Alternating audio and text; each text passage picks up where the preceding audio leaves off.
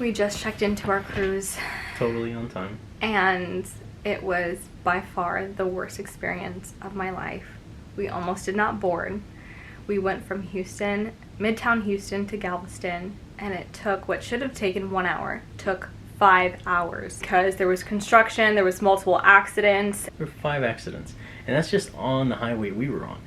It was the worst thing I've ever seen in terms of like how bad things could get, because there was also construction, and it's typically a 3-lane highway. It's down to one lane, and of course you're talking about the 4th largest, metropolitan area in the country, and 1 lane. It was horrible, and I called Carnival several times, and each time I called them, they were like, "Oh yeah."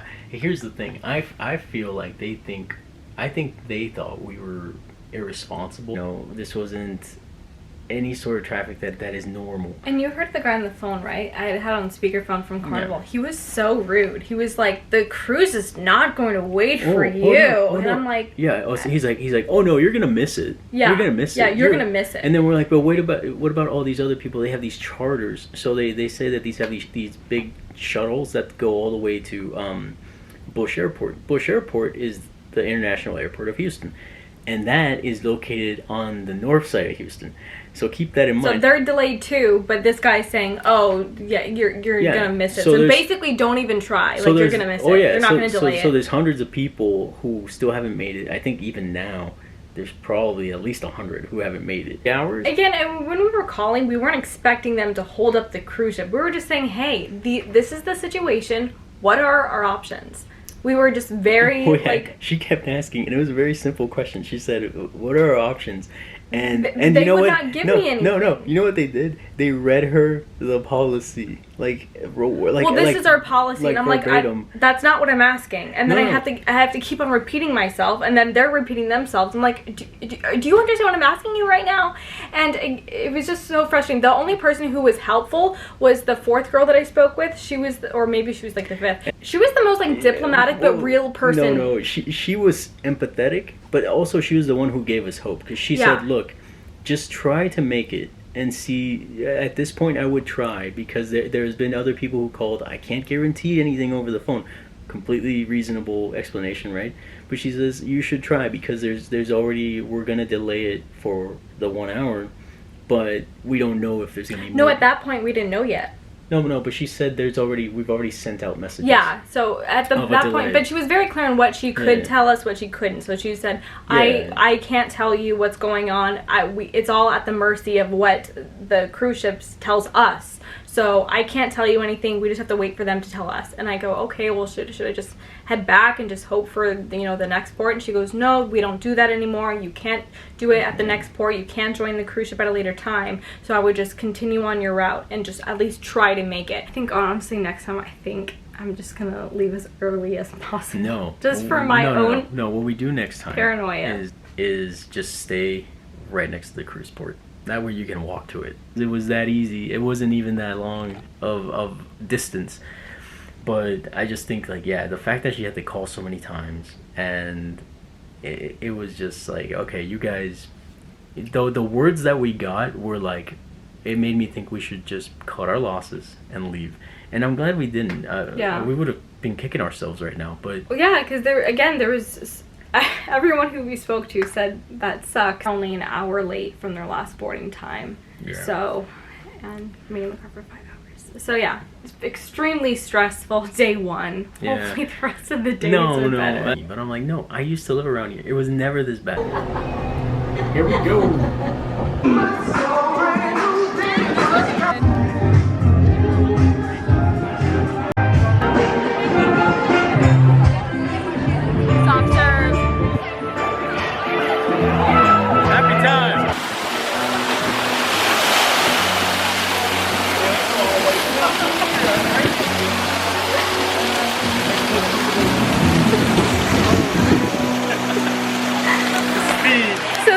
Two big slides here. They have the Drano and the Twister. Both are so much fun. The drainage one goes in a big circle and it's faster, but the Twister is a little bit longer, I think. So much fun, so much fun. Max, what do you think? Yeah, do it. And they have one for little kids too. So like 10-year-olds and then even littler kids. Hey, So we're on our way to dinner. It's our first formal night, and today they have creme brulee, and they don't have it every single night, and it's by far the best creme brulee I've ever had. I'm so excited. Well, for my sake, I want them to have creme brulee too, because she takes it out on me, you guys. So. Oh. Flower for Mother's Day. Yeah. Mother of 2 doggies. Fried oysters and mushroom soup. Okay, then we got the lobster tail.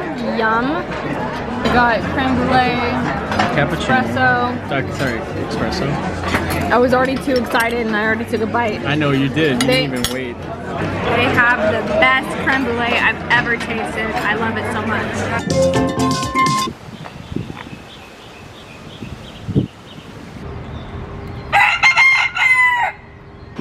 Oh, that's so cute.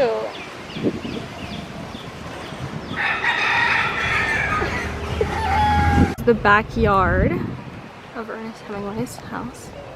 Like the little event location where they have like weddings and all kinds of different events. In the back.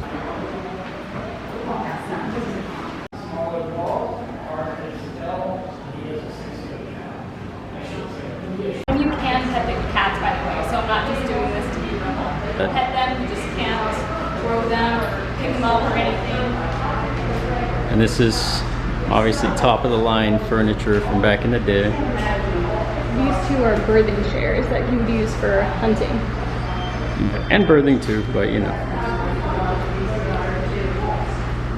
As you can see, cats are a very important theme here. They're everywhere in all the paintings. They're all over the grounds. Master bathroom.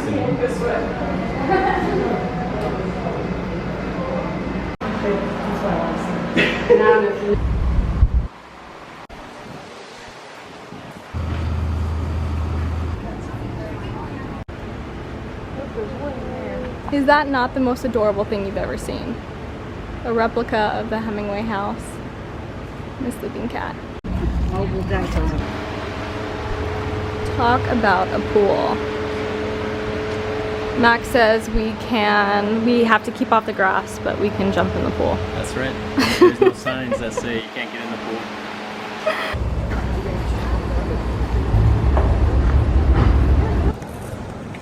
So Ernest Hemingway took this from a bar. This is actually a urinal. And he took it throughout Key West and placed it in his home, and his wife added this urn. I don't know if you call this a vase, an urn, but to make it a fountain. And the cats drink out of this. And this is Ernest Hemingway's studio. Bamboo. You enter in this way and exit this way. Ernest Hemingway's writing studio.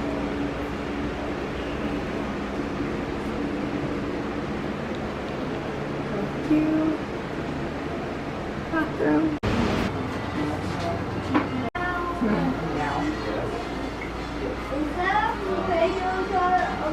Okay, we are leaving Ernest Hemingway's house. It's so beautiful. He has a beautiful garden, and they have 58 cats along the property. So it's so cool to see them like walking around, sleeping. They have tours throughout the day. That's about 30 minutes, but you can tour the rooms individually as well to take photos and just to explore and read a little bit more.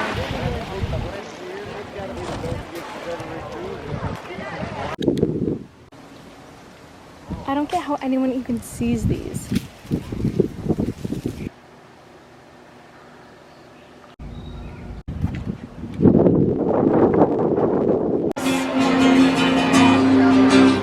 And Ernest Hemingway spent years here, and this is also where he stole the Merle from, or the urinal from. Driven down on a cold one. We got the Pirate's Punch. So good. That is great. Let's go back there. It's starting to look like a Floridian. Mississippi. And we have live music. No? So cool. All right. We're in Freeport. We have all kinds of places to eat and shop.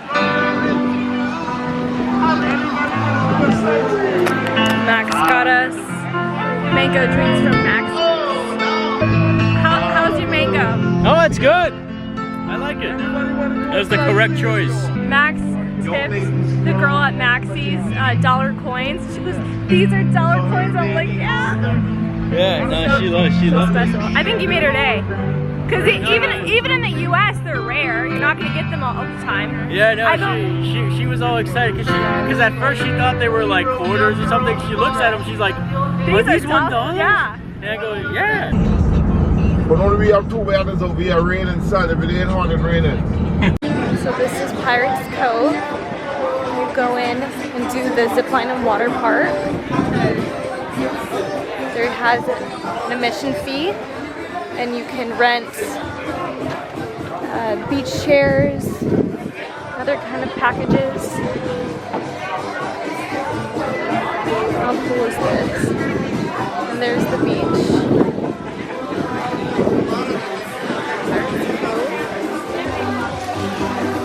Ziplining, jet skiing, parasailing, beach massage, all kinds of souvenirs, Jack Sparrow's grill pit.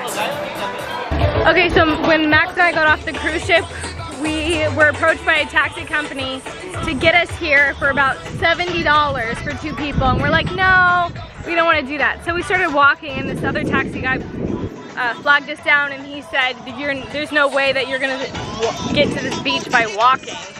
It's best that you take a taxi because it's just too far away. So then he offered it to us for $40 for 2 people instead of $70 and round trip. So always remember that you can get other vendors, cheaper vendors, by exiting the cruise ship area.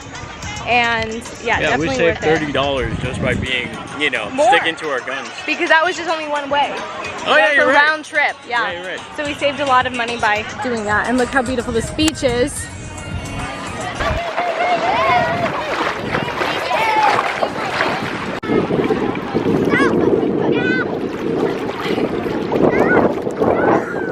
What did you get? Blue? Like a blue Long Island iced tea? Yeah.